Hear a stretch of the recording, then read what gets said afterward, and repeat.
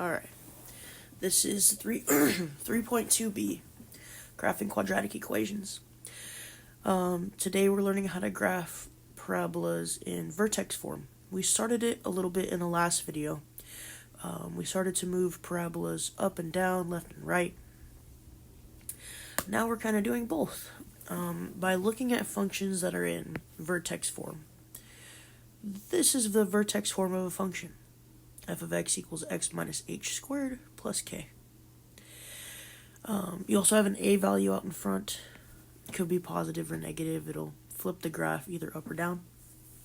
But for right now, we're basically focusing on moving it up and down, left and right.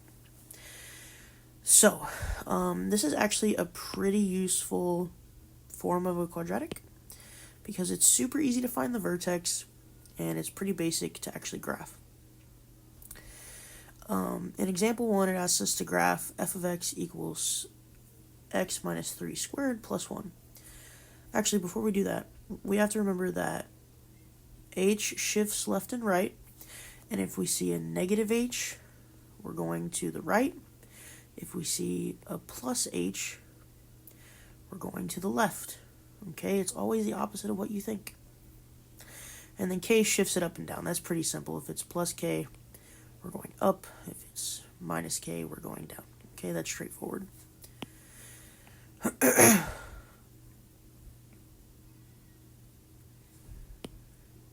Alright. So, we have f of x equals x minus 3 plus 1 from here. You can actually find your vertex fairly easily. Your vertex is going to be the point h, comma, k. Your h value is this 3. It's not the minus sign. It's the 3.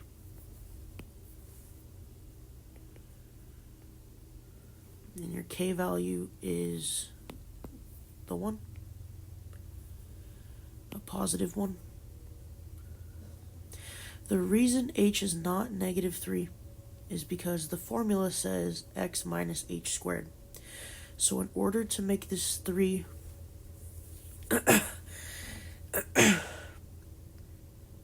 in order to keep this negative sign, we had to plug in a positive 3. Because if we plugged in a negative 3, the negative sign would become positive, which would be the opposite of what we want here. Okay. So I know that this is my vertex. My vertex is going to be at the point 3, 1, which is here. I know the graph is going to go up because there is no negative sign up in front. So I know the graph is going to point upward. But other than that, we have this table of values we can use to help us fill in some extra points. I chose very simple numbers, 1 through 5. Well, I already know that if I plug a 3 in, I'm going to get a 1 because it comes from the vertex. If I plug in a 1, 1 minus 3 is negative 2. Negative 2 squared is 4. 4 plus 1 is 5. 2 minus 3 is negative 1. Negative 1 squared is 1. 1 plus 1 is 2. And then this should mirror, so I should have a 2 and a 5 here. But just to check, 4 minus 3 is 1. 1 squared is 1. 1 plus 1 is 2. 5 minus 3 is 2. 2 squared is 4. 4 plus 1 is 5. Okay, cool. So these are going to be the points we're going to plot. 1, positive 5. 2, 2. 3, 1. 4, 2. And 5, 5. This is going to be my parabola.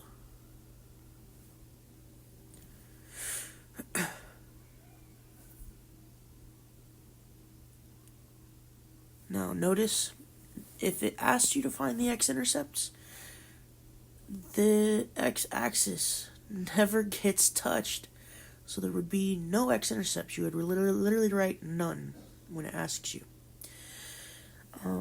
The y-intercept Now it looks like this doesn't get touched, but what you have to realize is this arrow means that this stretches on and on and on and on and on forever and ever and ever. And so does your y-axis, so eventually they do cross. To find your y-intercept, I'm just going to rewrite the function.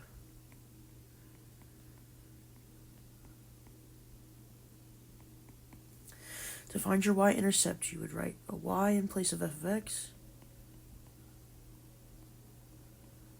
and you would plug in 0 for x and then solve for y. So y equals 0 minus 3 squared plus 1. 0 minus 3 is negative 3. Negative 3 squared is 9. Plus 1 would be 10. So your y-intercept would be at the point 0, 10, which obviously does not fit on our graph, but that's fine. I'm just giving you guys an example of how to find a y-intercept if you don't automatically know it.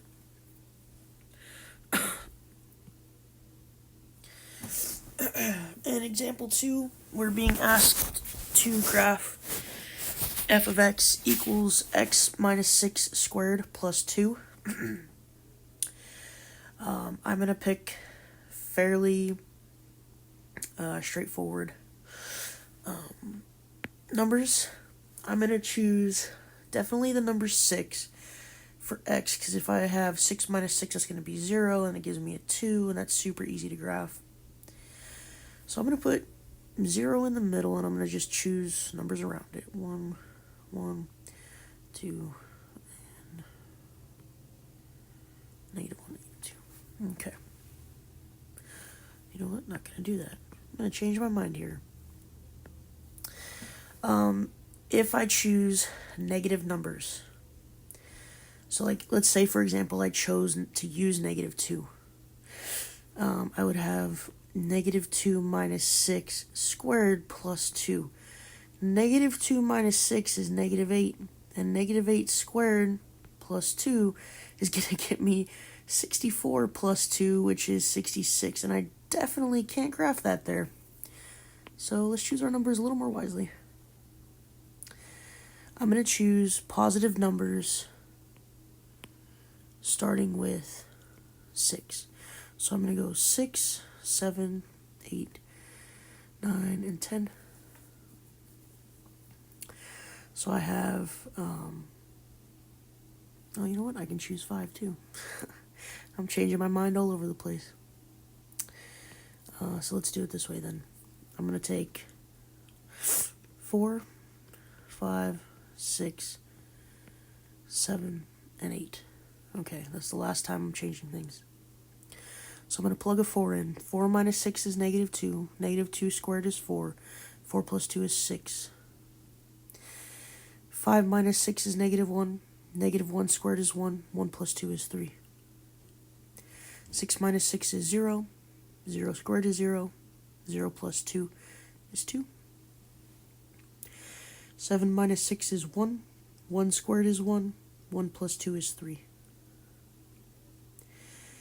8 minus 6 is 2. 2 squared is 4. 4 plus 2 is 6. And those are my points that I'm going to graph. Okay. So I have the points 4, 6, 5, 3, 6, 2, 7, 3, and 8, 6. That's going to be my graph. Now, I'm just going to compare f of x equals x squared. Its vertex is always at this point, 0, 0. Now, if I use my knowledge here, I know that this is going to move it to the right 6 spaces. So 1, 2, 3, 4, 5, 6. This is going to move my vertex up 2. So 1, 2, boom. I'm right there. That's my vertex. It's crazy how that works. So yeah, I did shift the graph of f of x equals x squared to the right 6 units and up 2 units. Now what I'm going to do is identify my vertex x-intercepts, y-intercept, domain, range, increasing and decreasing intervals. Okay. Well, as you can see in green, I've already identified my vertex. It's at the point 6, 2. My axis of symmetry is the line that cuts the graph in half. That's at x equals 6. X-intercepts, how many do we have? How many times does this graph cross the x-axis? None. There is not one point where it crosses, so none. I do know, though, that this is going to go on forever and ever and ever, and it will eventually cross this line. So I'm going to have a y-intercept. I'm going to rewrite as y equals x minus 6 squared plus 2. And I'm going to plug in 0 for x.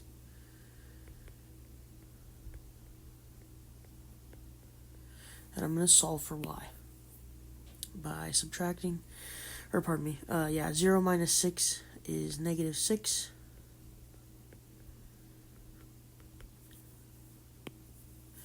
Negative 6 squared is 36. 36 plus 2 is 38. So my y-intercept is going to be at the point 0, 38.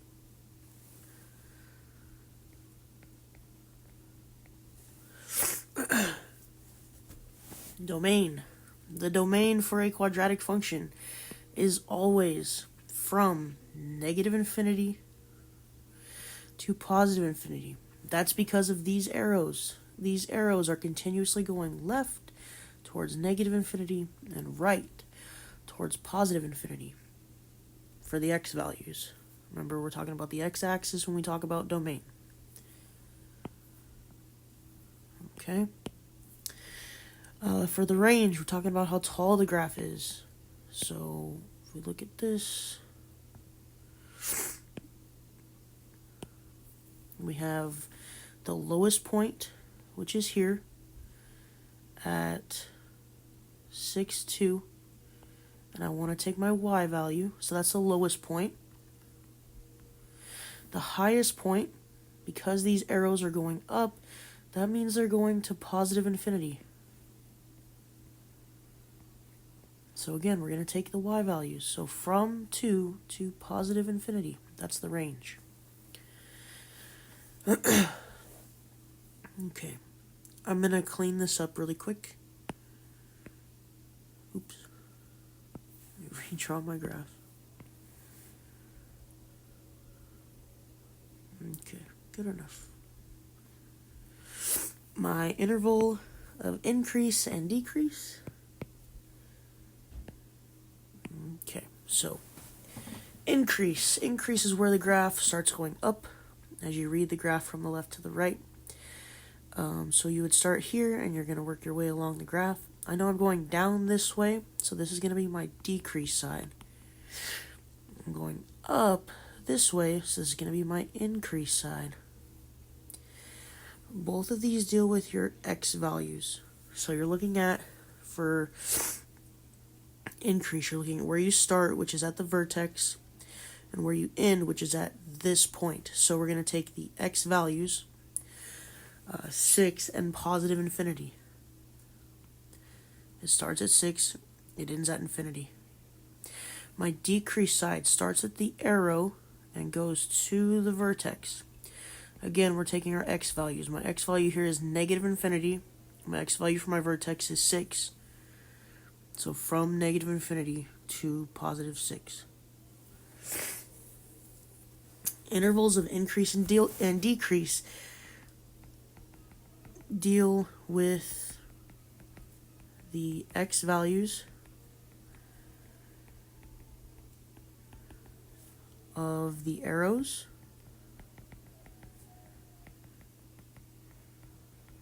and the vertex. You always read from left to right.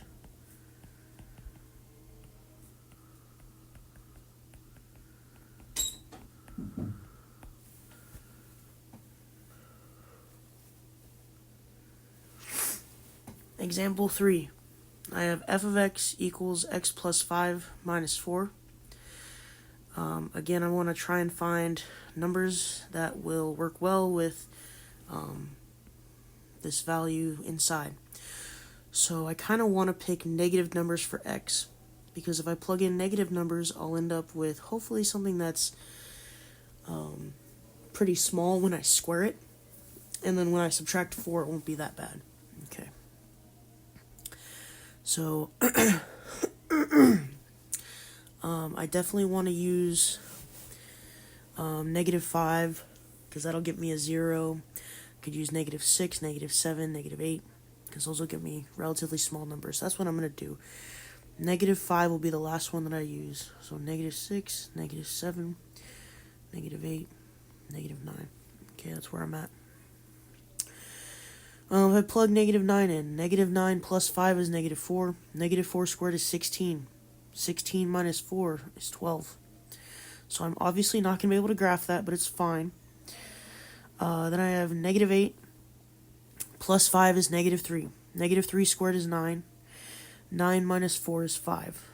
I can graph that, so that's good. So I'm going to just get rid of this. Then I have negative 7 plus 5 is 2. 2 squared is 4. 4 minus 4 is 0. Negative 6 plus 5 is negative 1. Negative 1 squared is 1. 1 minus 4 is negative 3. Then I have negative 5. Negative 5 plus 5 is 0. 0 squared is 0. 0 minus 4 is negative 4. I'm actually going to add a negative 4 to the x column as well. Negative 4 plus 5 is negative 1. Or pardon me, is positive 1. 1 squared is 1. 1 minus 4 is negative 3. Okay. That's where I'm going to stop. So I have negative 8 and positive 5. It's about right there. Negative 7 and 0. Negative 6, negative 3. Negative 5, negative 4.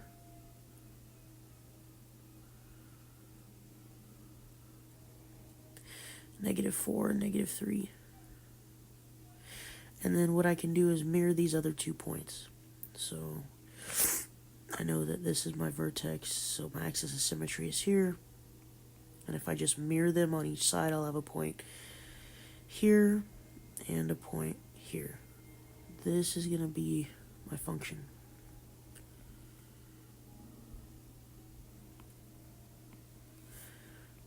With a vertex, a minimum value at the point negative 5, negative 4.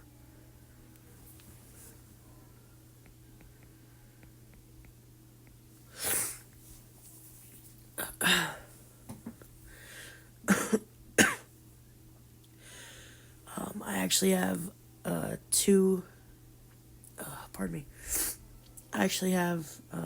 x-intercepts. Gosh darn, pardon me. Anyway, I actually have 2 x-intercepts.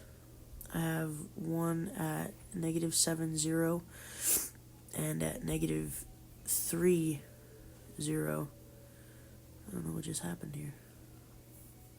Hold on, my graph is wonky. Oh, I didn't move that point over.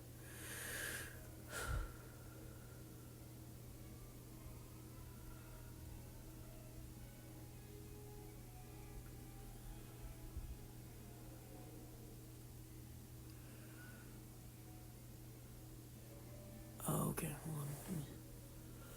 That's what I did. Pardon me, guys. I didn't plot that point.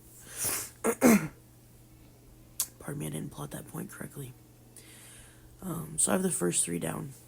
I have negative 8, 5, negative 7, 0, negative 6, negative 3, and then I need negative, negative 5, negative 4.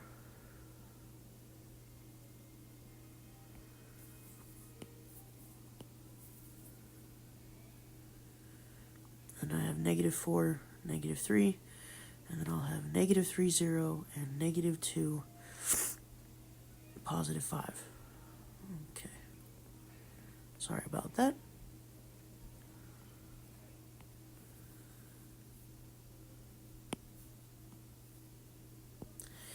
Okay.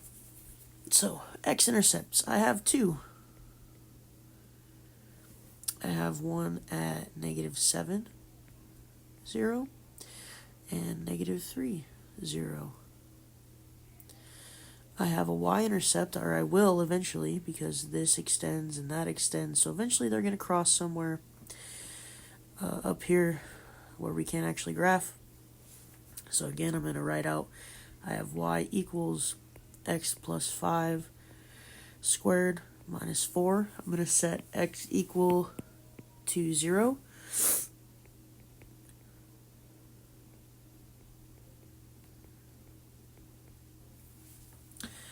And 5 squared is 25, so y equals 25 minus 4. Y equals 21. So my y-intercept is going to be at the point 0, 21.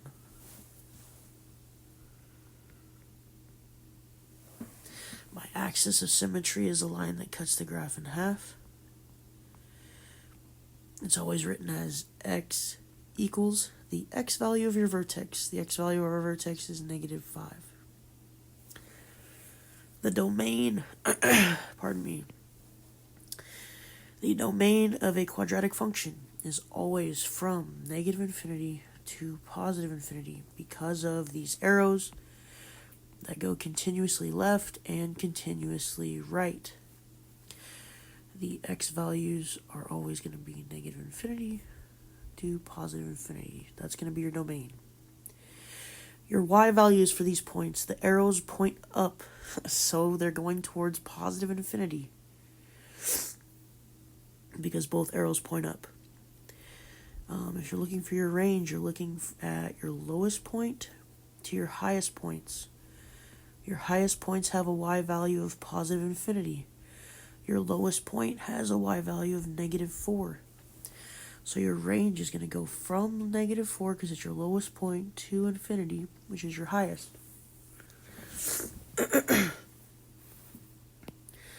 Your intervals of increase and decrease come from reading your graph. You start at the leftmost spot, which is this arrow, and you work your way down the graph. I'm going towards the right side of the graph, down, down, down. This means this is your decreasing side. Once I get to my vertex, I start going back up. So my interval of decrease is going to start from -infinity, because remember it deals with x values, to my vertex at -5, because again, x values. That's going to be my interval of decrease, because I'm going down. My interval of increase is going to come from the vertex. I'm going to start at the vertex, and I'm going up, up, up, up, up, up, up, up, up, all the way to that arrow. That arrow is going to end at +infinity. My vertex starts at -5. So -5, comma, +infinity. And that is how you graph a function using vertex form.